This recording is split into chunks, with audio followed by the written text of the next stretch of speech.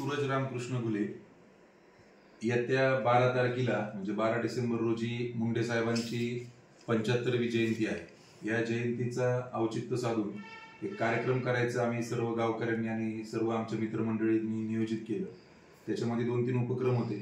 त्यापैकी एक जो सगळ्यात चांगला उपक्रम आमच्या सर्वांमध्ये आम्हाला वाटला तो म्हणजे या जयंतीच्या निमित्ताने काहीतरी मुंडे साहेबांविषयी लोकांना माहिती व्हावी आणि एक सांप्रदायिक वारसा आमच्या घरात असल्यामुळे आम्ही हा विचार केला की त्या दिवशी आपण एक कीर्तनाचं आयोजन करू आणि पंचक्रोशीतली सर्व ग्रामस्थ त्या ठिकाणी आपण सर्वजण बोलू आणि हा एक चांगला उपक्रम राहील।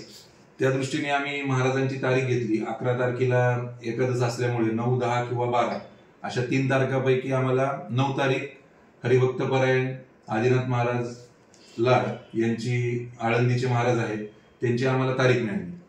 त्यामुळे आम्ही 9 तारखेला मुंडे साहेबांच्या जयंतीनिमित्त टाकळी येथे विठ्ठल रुक्मिणी मंदिराच्या प्रांगणामध्ये कीर्तनाचं आणि महाप्रसादाचं आयोजन केलेलं आहे। या कार्यक्रमासाठी आम्ही पंचक्रोशीतील सर्व ग्रामस्थांना आमंत्रण दिलेलं आहे, सर्व भजनी मंडळांना आमंत्रण दिलेलं आहे।